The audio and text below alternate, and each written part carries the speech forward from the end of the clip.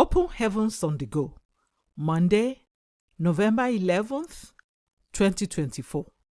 Topic: Hold Fast to Your Vision, Part 3. Memory verse, Hebrews 12:2. Looking unto Jesus, the author and finisher of our faith, who for the joy that was set before him endured the cross, despising the shame, and is set down at the right hand of the throne of God. Bible reading, Genesis 30:25-43. And it came to pass when Rachel had borne Joseph, that Jacob said unto Laban, Send me away, that I may go unto mine own place and to my country. Give me my wives and my children, for whom I have served thee, and let me go. For thou knowest my service which I have done thee. And Laban said unto him, I pray thee, if I have found favor in thine eyes, tarry. For I have learned by experience that the Lord had blessed me for thy sake. And he said, Appoint me thy wages, and I will give it. And he said unto him, Thou knowest how I have served thee, and how thy cattle was with me. For it was little which thou hast before I came, and it is now increased unto a multitude. And the Lord had blessed thee since my coming. And now, when shall I provide for mine own house also? And he said, What shall I give thee? And Jacob said, Thou shalt not give me anything. If thou wilt do this thing for me, I will again feed and keep thy flock.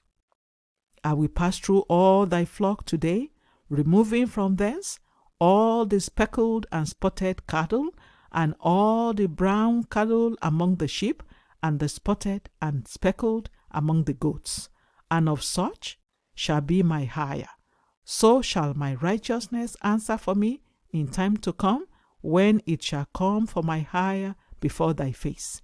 Every one that is not speckled and spotted among the goats, and brown among the sheep, that shall be counted stolen with me. And Laban said, Behold, I would it might be according to thy word. And he removed that day the he-goats that were ring-struck and spotted, and all the she-goats that were speckled and spotted, and every one that had some white in it, and all the brown among the sheep, and gave them into the hand of his sons. And he set 3 days' journey betwixt himself and Jacob.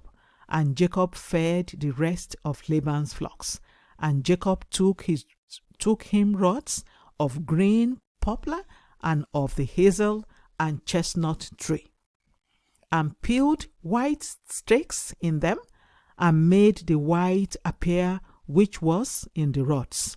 And he set the rods which he had peeled before the flocks in the gutters in the watering troughs, when the flock came to drink, that they should conceive when they came to drink. And the flocks conceived before the rods, and brought forth cattle ring-struck, speckled, and spotted. And Jacob did separate the lambs, and set the faces of the flocks towards the ring-struck, and all the brown in the flock of Laban. And he put his own flocks by themselves, and put them not unto Laban's cattle.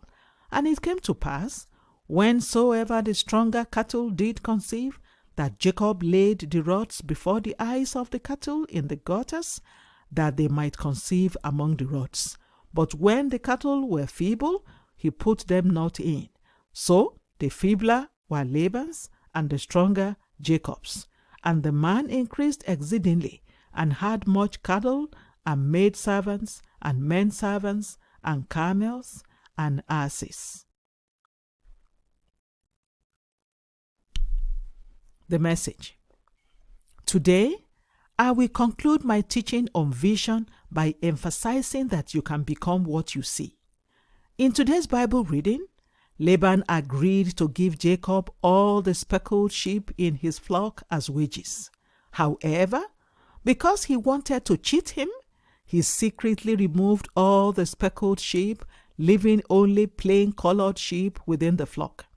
Despite this, Jacob peeled 3 bags and made marks on them. He placed the marked bags at the place the sheep usually drank from, so that whenever they came to drink, they would see them.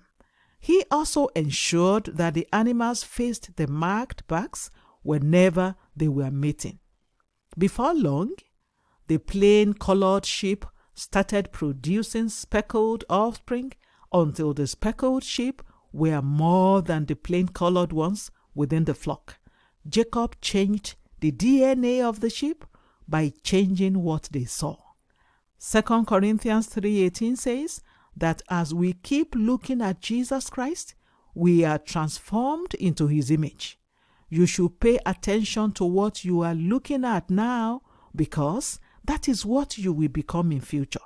Deliberately fix your attention on the things and people that will influence you to become what you intend to become in the future. The first time I went to South Korea to attend Dr. Yonggi Cho's church, I saw that they held 7 services in a 50,000-seater capacity auditorium on that Sunday.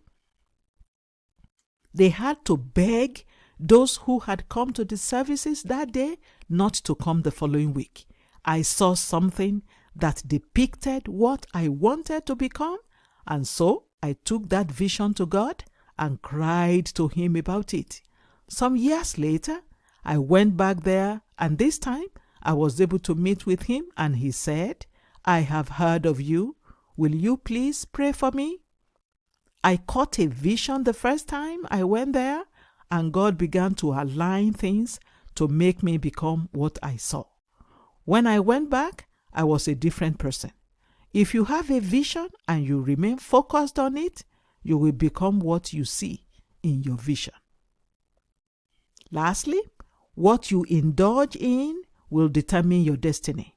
In Judges 16, Samson kept indulging in the wrong things. He kept visiting harlots and committed all manner of atrocities. That was why he died young.